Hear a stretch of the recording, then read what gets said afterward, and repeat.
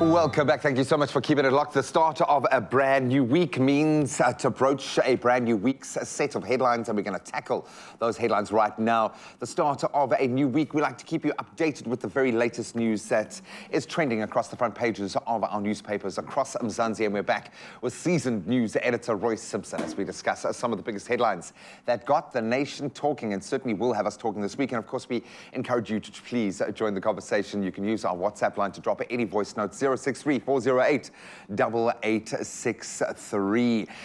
Kenny Kunene. Can I just leave it there? I'm emblazoned in bold neon lights. Wow. Fill us in. What is going on? I don't think we thought we'd see that name in this position again. In such a credible position. I mean, the member of a mayoral committee, the biggest city in the country. No, I don't know that we necessarily saw that. I mean, a man with what a history.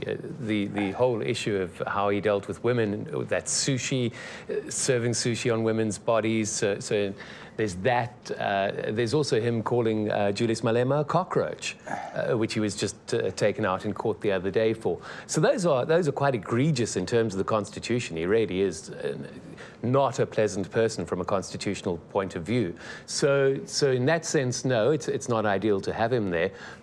But it's coalition politics. We shouldn't be that surprised. He's serving under a mayor whose party represents less than 1% of the total vote. And that's how coalition politics goes. So we can expect a few more surprises there. Obviously, a very big week moving up to the State of the Nation. So what do we expect? Obviously, the Speaker speaking to a few seating arrangements that need to be sorted out. We're going to obviously see a lot of politicking moving into this phase from both sides. How are you seeing this week playing out? And is there any major red flags that we need to be worried about moving into this week? Surely we should have at least one day of power. We should over the day of the State of the Nation address, we should have running electricity. I think they'll throw as much diesel at that as they need to keep the lights on for everybody.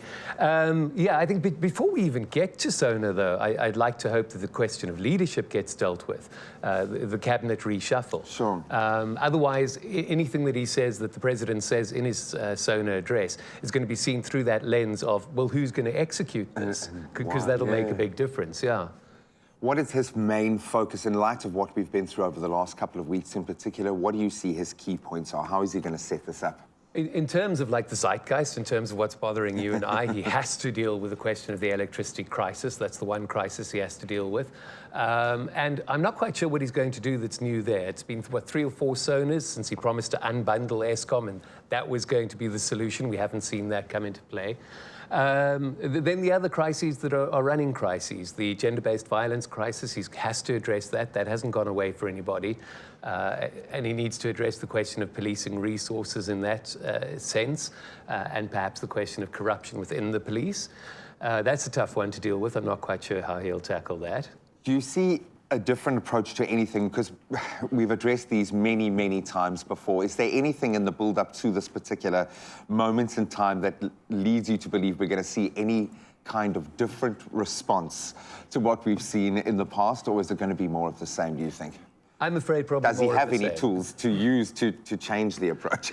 No, he seems to run to the same toolkit every time. He operates a bit, Cyril Ramaphosa operates a bit like a prime minister rather than an executive state president. So it's ruled by committee, for example. So when it comes to the cost of living crisis, we'll probably look at a committee to look into how retailers set their prices, a committee to look into the fuel price. So that's kind of going to be the response.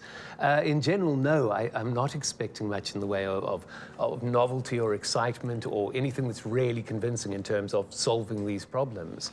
We might see a few dramatic headlines on the day when the EFF is concerned. Of course, they've proclaimed, I don't want to get this wrong, that Ramaphosa should never find peace for having violated the Constitution. Is that the day that he's going to get his comeuppance? Do you expect any kind of volatile behavior or anything to happen on the day to use this opportunity? Oh, absolutely. They're going to disrupt the events in Parliament as usual. It's standard for their playbook.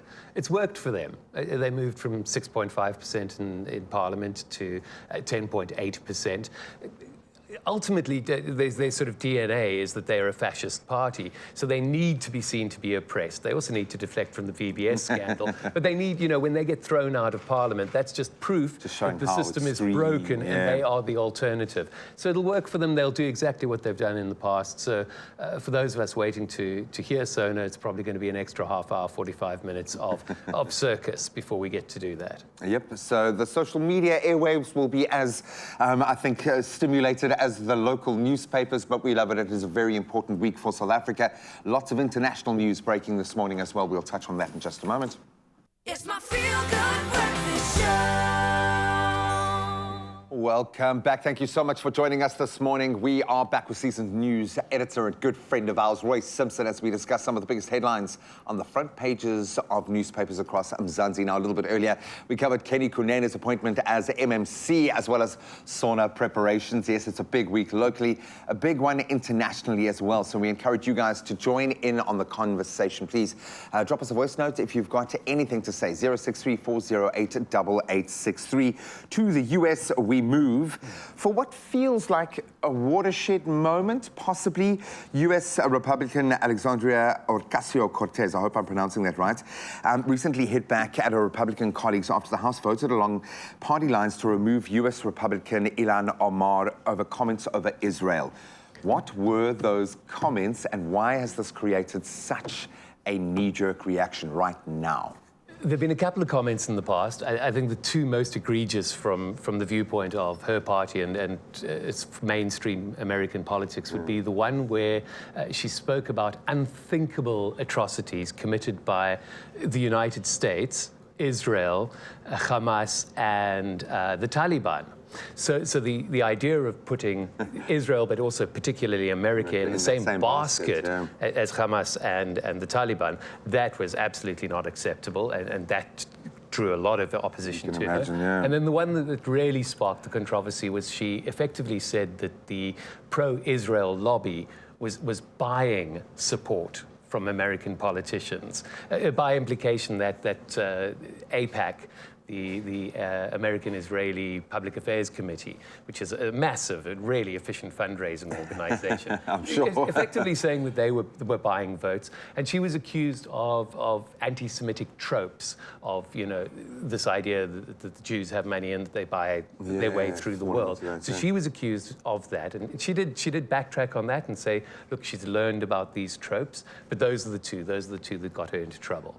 What does this say, and why is this such a dangerous moment in terms of where America is right now? When we talk about Islamophobia and that notion, which is, I know the world's more polarized now than it ever has been before, but in terms of America's situation, it kind of felt like, I don't know, from afar, that we might have found some kind of healthier balance, or maybe I'm completely off the mark, but what does this speak to America's mindset, and how damaging can this be, knowing who she is?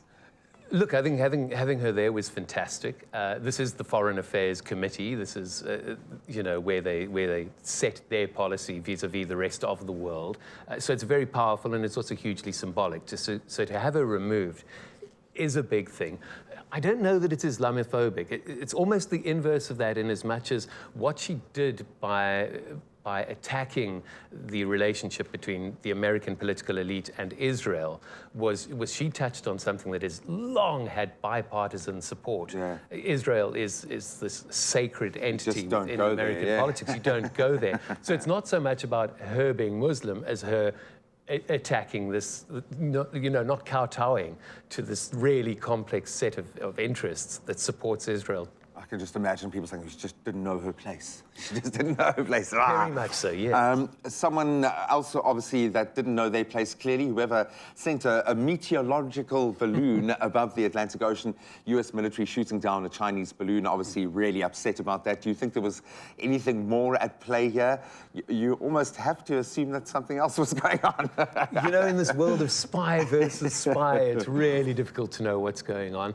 We know, for example, that the Chinese have low-orbit satellites that really carry out high-level espionage on American activities. So this weatherish balloon thing, man, you know what? I think this, again, got more to do with internal American politics. Highlighting this gives the Republican Party an opportunity to show Biden as being soft on China. Yeah. I think it's got more to do with that. They're so brazen. They're right here now. They're sending balloons into our backyard. And you're incapable of protecting our airspace. I doubt that could have gathered very much in the way of intel. And, you know, the military left it for a week, so either it wasn't seeing much or it was seeing what they wanted it to. Will this just be a continuation of that relationship as it stands, or is this going to escalate any kind of issues within that US-China relations? That relationship is fraught at the moment. Broadly, in terms of its own imperial ambitions, China's used to using economics as the tool to do that, the Belt and Road Initiative, all of those sort of things. But there is the issue of Taiwan, which is lurking in the background. So there is a possibility that things between the two countries could get really, well, could reach a hot war situation. I think this is just, we need more multilateralism. We need perhaps reform of the United Nations. We've enjoyed nearly 80 years of peace since that institution was set up. There is hope, multilateralism does work, and we've just got to hope that becomes the course of action rather than military action. There is an opportunity for the world to change the way we think. I know, yes, it does feel like we are more polarized than we ever have been before, but what I love is there is nowhere to hide now. The world is awake, and we are watching, and we have something to say about it. So if you want to continue that conversation, please drop us a voice note. But right now, let's take the edge off and cook something, please. It's my feel-good breakfast show. Welcome back, you beautiful souls, as we wrap up our chat around some of the headlines that have been breaking across the globe. And of course, this is global news from a South African perspective, winning himself a cool little Grammy Award. Thanks, Bud Tweedy. Congratulations, boy! We love him on the show. We love the fact that he's part of a group of South African artists, African artists that are putting us on the map right now. To see him recognized on this level, absolutely spectacular. So congratulations. Also a really good friend of the show. We need to turn back to South Africa's current state of affairs. Obviously a massive week for us, Roi, with the State of the Nation address. I think many of us hope that we're going to see a change, but quietly the country moves on, and we saw the announcement, at least taking one of the positions in the mayoral committee. Kenny Kunene is back. Now, you've spoken about, and in a key position where he has obviously lacked diplomacy, or his brand image of sorts is probably not the best fit for any public position within government, certainly. He has a criminal record. We're talking Ponzi schemes. We are talking about a tangible thing that we can see in his past, not allegations of.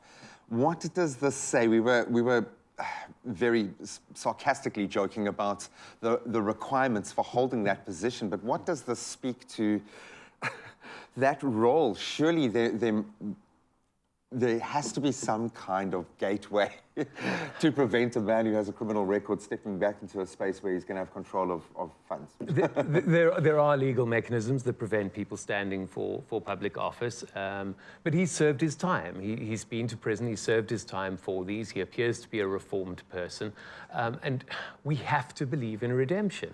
Where does society stand if we don't believe that someone can change who they are and correct their behavior and become a better person? So we have to accept that. That said, though, at the same time, there are 60 million people in this country. A large number of us have never stolen. We've never cheated. We've never lied to other people for financial gain. There are better human beings who could be holding this position. But you and I as voters, and everyone who has the power to vote, has to bear responsibility for this. This is a local government position. Here's a place where independent candidates have been able to stand for, well, since the dawn of the system. And instead we keep voting for political parties. And what we should be doing is choosing individual human beings for their characteristics. So we must bear some of the blame. And best suited for the job, because these jobs require a particular skill set. Coalition. Is this the way forward? What does this speak to where South African politics is at the moment to see unlikely bedfellows like this? Are we going to see a lot more of these kinds of constructs moving forward now? And what does that mean for the ANC, the fact that everyone else can get along? Well, I don't know that they really can get along. These coalitions We'll are see. massively unstable. I mean, you look at Nelson Mandela Bay, you look at Johannesburg, everywhere where the coalitions are, it's very fractious and not very stable. Yes, they are the future. The one interesting little doorway that's opening up for us is that in next year's general elections, we're going to be able to vote for independent candidates. Now the political parties have set the barriers as high as possible and rigged the game against them as much as possible. But perhaps, as I was talking about the local government elections, perhaps for national elections, we need to be thinking the same way. We need to be looking at which individuals are the right people to go and represent us in Parliament. Because the more we stick with these parties, and we're going to go with smaller and smaller parties that best represent us, the more you're going to have coalitions and the more disruptive it's all going to be. Now, a little bit later in the show, we're going to be chatting to an incredible individual who is, look at that beautiful face there. He was born for the media, undoubtedly, and he is finding his way onto our Expresso couch. Dr. Randall Ortel has an incredible story from taxi driver to becoming a doctor. But what I love the most about his story is how he has started a foundation to help other children from Manenberg, other youngsters wanting to come up.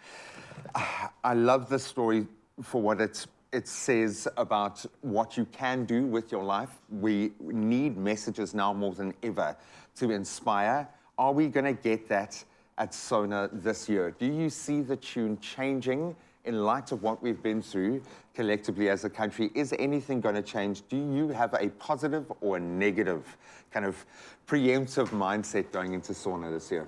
Quite negative going in. Look, we're heading into elections next year. Next year's will be even worse than this year, in as much as it's just going to be designed to be an advert for the current government, showing supposedly how well they've done. No, I think a lot of these problems are deep and systemic, and they need really, really creative and innovative solutions. And I'm not sure we're going to hear that, because I'm not sure that it's even possible to come up with those within the current structure that we have. I would like to be hearing a lot more in terms of actual movement on shifting legislation to speed up things. But even then, I'm a little concerned that the more we speed up the legislation and the more we dodge those hurdles, the more we open up the loopholes for corruption. Roy, we're going to form a committee. We're going to talk about the things that you put on the table this morning, and we'll get back to you with some kind of resolution. No, we will inspire you with those individuals, those South Africans that are doing amazing things in the service of their fellow South Africans, so stick around.